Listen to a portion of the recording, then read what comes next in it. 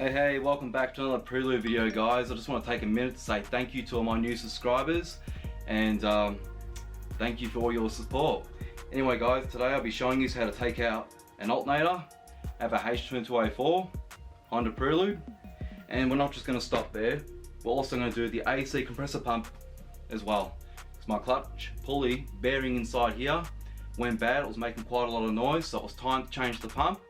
I'm sorry this is not my most exciting video for you guys to all watch, but if you've ever run into this sort of problem in this predicament of replacing these two components in your car, you might have the enthusiasm to maybe attempt the job yourselves and save a bit of money. Anyway, with that being said guys, let's just get started, huh? Alright everyone, you probably think it's this Prelude that I have to be working on today, but unfortunately it's this one that has the bad alternator and bad AC compressor bearing, so I'll be ripping them two out today. I'm going to be showing you how to take out your alternator, and if you ever want to know how your alternator is out or bad, I'll show you. When you start your Prelude up,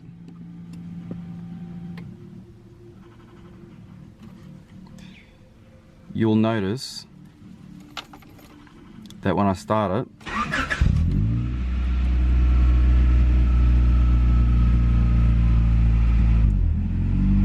you see the battery light? That's on. That tells me my alternator's out. And I know this from the watt meter down here. Even when I rev the engine, does not move.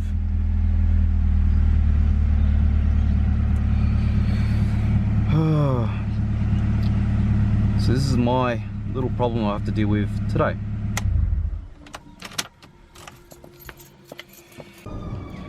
Alright guys, as you can see, this is my engine bay, and this guy right here is the issue. This is the alternator. Power steering pump is in the way. We're going to have to move it or relocate it. Possibly we'll have to disconnect these lines. I'm not too sure if we'll have to move it out of the way or not, but I have a feeling that I might have to remove the pump anyways out. There's one way to check if your alternator is bad, if you don't have a watt meter and stuff like that, and if you've got a battery light like I showed you before. You can just disconnect the negative terminal on your battery while the engine is running. And if your engine stops running, you know your alternator's bad, okay? That's the easiest way that I can guarantee that your alternator is bad and you have to change it. Just disconnect your terminal battery while the engine is running, just like I had it before. When you disconnect it, the engine should still be running because the alternator is still feeding the ECU power, okay? If this makes sense to you. The ECU is the computer that runs your engine, okay? All cars have got an ECU. You unplug the negative terminal. If your alternator is bad, it won't feed the ECU some power to run the engine, and the engine will shut off immediately. Alright? And that's how you know your alternator is bad.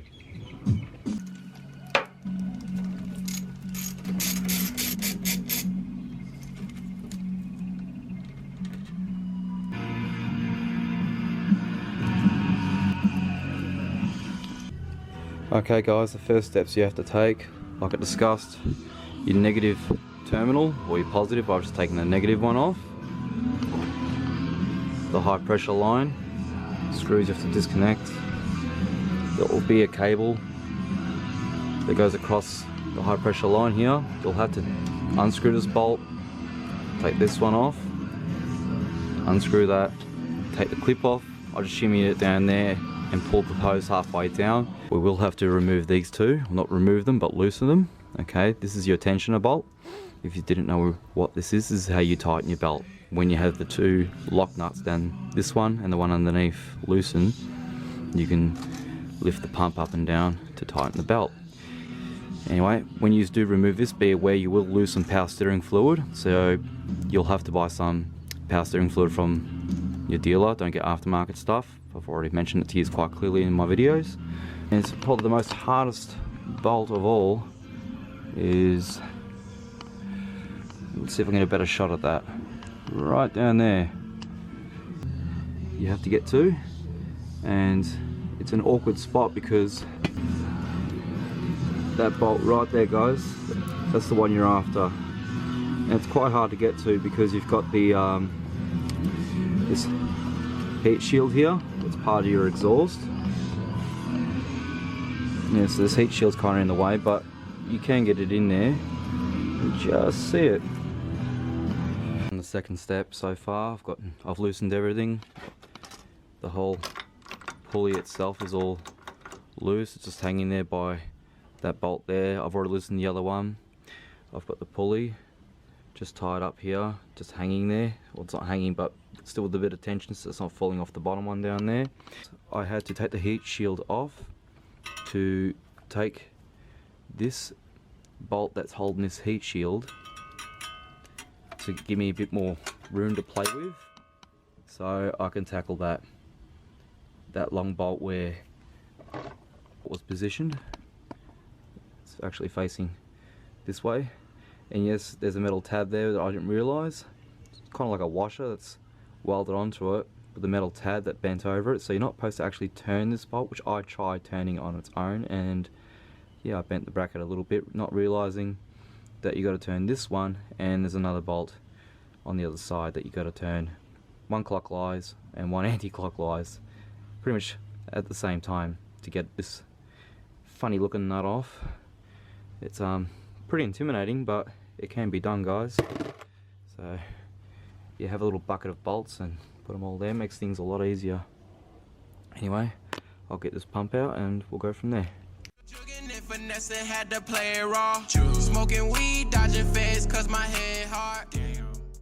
Alright guys, the pump is out, and just be aware some power steering fluid will be coming out of it. So yeah guys, just be aware when you get your power steering pump, fluid's going to be making a mess. Just to give you a better understanding of how to take your power steering pump sort of thing off with the bolts. Here they are right here, okay? These two little, there's that long bolt I was telling you about. It's a bit of a pain. You gotta turn it this way and turn that one the opposite way to get them off. Do you understand? You gotta turn them off that way. Alright? Don't just try and turn this one or just turn that one. They've got to be turned together.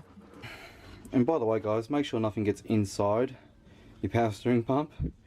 Alright, so you want to put a rag or something in this, especially if you're going to leave this thing overnight. Same goes for the hose, and maybe this one too. Just don't get no dirt and crud in it, whatever you do. So this is what it currently looks like with no power steering pump in there. So we've got this bolt here. There's another one right underneath this pulley. You can't see it. You can only feel it by hand. So if you kind of stick your hand in there, you should be able to feel it, actually. That's what I'm trying to do right now, actually, is feel where this bolt is. The next step is to take off the negative and the positive cables off the alternator, and there's two 10mm bolts down there. I don't know if you can see that. Let me just get my flashlight. Just there. There's two 10mm bolts down there that you have to loosen. Okay, that's the tensioner for the pulley, for the actual belt. And I'm gonna tackle the one underneath first, because this one is the one that's actually holding the alternator in place. So I'm gonna go forward and remove the bottom one first. Loosen the two 10mm, disconnect the positive and the negative cable, and I'll leave this bolt till last. Alright, just to undo this one, there's a clip just here. See it right here? You just got to press on that clip as you pull and it'll just come out. There's a nut right here. After you take this rubber tab over it, it'll be a 10mm, guys. The best way to get this bolt off. It's a 14mm. I'm going to use a breaker bar, just like so, okay, to get this thing off, because it's going to be on there tight.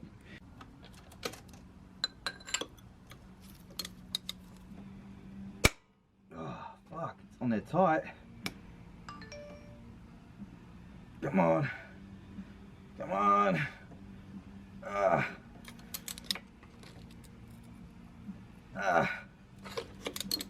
Gotcha, you big bastard.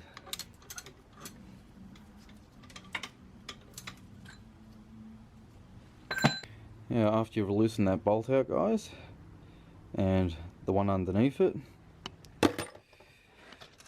and those two 10mm nuts down there, you should be able to just pull her out, no problem. And there you have it, guys. That's how you take out a 1998 Honda Prelude alternator. Okay, because I've got the alternator out, now I can explain to you a little bit better. Well, you see this is the belt tensioner, right? For this belt right here, for your air conditioner and alternator pulley. It basically sits like that. Anyway guys, to remove your compressor, you'll have to remove one of your radiator fans.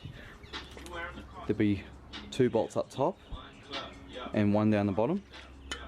You won't be able to see it, just loosen it. That's why it looks like that. So you don't have to take the whole bolt out, you just loosen it and then you can just pull your fan out once you're releasing the this clip here and these 2 screws on top, and you just be able to just pull it out. And believe it or not, guys, this is quite heavy. Like, it's got a bit of weight into it. This is all like steel frame. It's very, very heavy. So anyway guys, as you can see, I've gotten the radiator fan out of here. There's that bottom screw I was telling you about, right down there on the radiator. Just loosen it, don't need to take it all the way out. You can't see it, you can only feel it.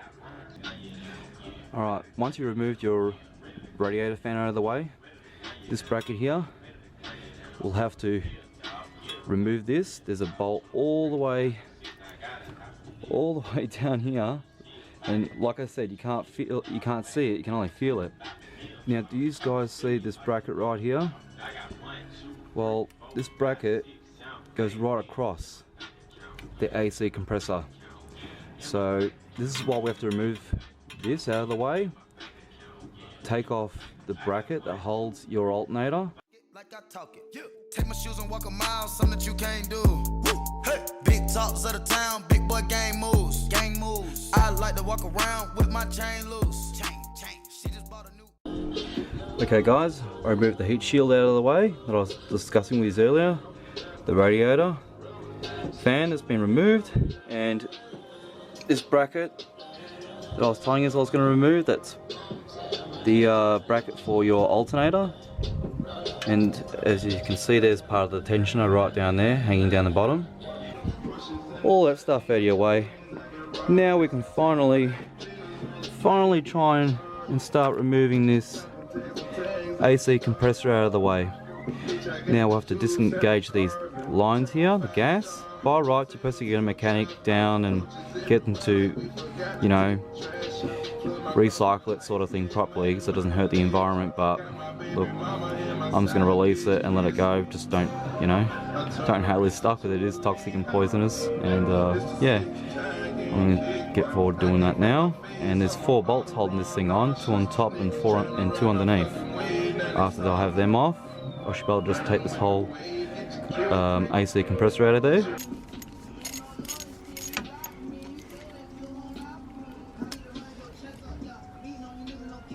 Oh my god, there's some pressure in there or what?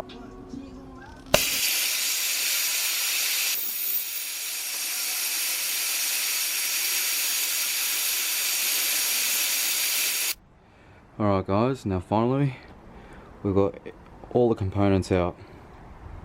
Power steering pump, alternator, and the AC compressor, which was a pain to remove because I involved removing all this stuff just to remove that bastard out of the way.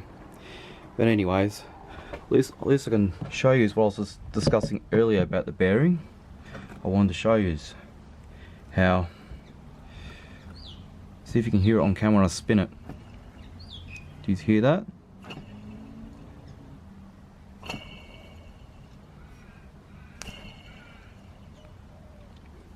That's one worn bearing. So it was a good thing I took this out and replaced it. I'm going to replace it because going through all this work and putting a new alternator in and then realizing that my car still sounds like a piece of shit because of the this horrible pulley noise that it was making. Well, there you have it, guys. That's the reason why I'm going through all this work. It's just to replace that bearing inside. There's the bad alternator. I do have a new one. I'll show you later on when I'm going to install the new one. But I couldn't get this one reconditioned because apparently I couldn't get the whole thing recode. They can only replace like the back components and stuff inside here, but they couldn't do the bearings and things like that. They couldn't get bearings for it, and the OEM one's about $600 to $750 from Honda. So and an aftermarket one's about $365. Don't you think that all this is a cheap job for a mechanic? They're going to charge you quite a bit to take all this stuff out, and also they replace the power steering fluid that you've also lost as well. So, you know, give or take, guys, there's a lot of work, and as you can see, the whole car's ripped apart. So, you know, look how deep you have to get in there. It's all the way down there. I put my old gloves on the end of the AC lines here just to keep stuff and dirt or whatever getting inside there and give me some more issues later on down the track, because I'm already up to $180 just to regas the AC in this car. It's going to cost you if you're paying someone else to do this. So it's well worth it, guys, if you go forward with it. It is a little bit intimidating, but you know, I'm not a mechanic and I do all my stuff on my own because I don't like dodgy mechanics doing, you know, dodgy work on my vehicle, and I'm not too sure if they've done it correctly or not. Look, we've got here some new parts in boxes. Some new alternator, new AC compressor, with all the goodies inside.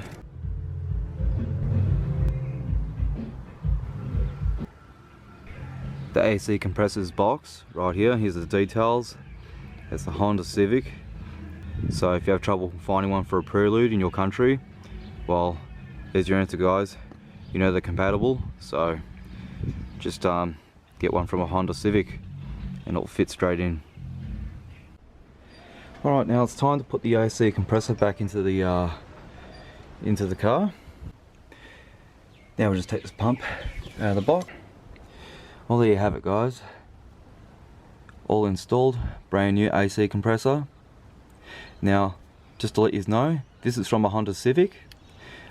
I couldn't get one for a Honda Prelude, so in my country they were just couldn't get them at all unless I got them from Honda, but it would have paid way too much. So I had to get an aftermarket one for a Honda Civic. So if you have any trouble trying to find one for your Prelude, well, now you guys know I've taught you something, that the Honda Civic AC compressors are compatible with the Honda Prelude AC system. So yeah, it's technically like a filter for the pump. I had to take my whole front bumper off. Yippee! I couldn't get to this bolt right here because of my headlight was partially over it. You understand? So the headlight was sitting right here and it was covering this bolt here. I had access to this one but not to that one. And for you to remove the headlight, you have to remove the whole front bumper because it gets snagged on the corner here. So, and you need that little bit of room to sort of give you a bit of leverage to move the headlight out of the way. They gave me the wrong AC condenser, the filter, whatever you want to call it. But at the moment we'll install the new alternator. Might as well. I've got your brand new alternator smacked in there. The bolt here is just hand tight, and same with the bottom one. Guys, as for the tension for the belt, I was explaining to you, you tighten this one all the way until you can't tighten it anymore. This is your belt tensioner bolt, okay? So as you tighten this, okay, your belt's going to get real tight. Not too tight, guys. I'm about to tighten the bottom bolt down here, nut, which is directly underneath the pulley here. Like I said, you can't see it, you can only feel it, and you got to know it's there. Once I've tightened that one up, I will be tightening this 14mm bolt right here, because it's just hand tight, both of them. So I put the tension back on the bolt to put the tension on the belt. Now we can lock everything down now, guys. Power steering pump just sort of hanging on by the top bolt here. It's just screwed in by hand. I've still got that funny looking bottom one, which goes right in here, okay? I've got the other one just here partially sticking out, so I'm going to screw this in by try and screw it in from this side. When I'm holding it, I'll screw it in from here, and after I've got it partially screwed most of the way by hand, then I'll connect up the tensioner and put the tensioner back on the belt and put the high pressure line back on. And alright guys, time to start the car up. Check for the battery lights off, make sure the alternator's working, get the AC vacuumed and regassed.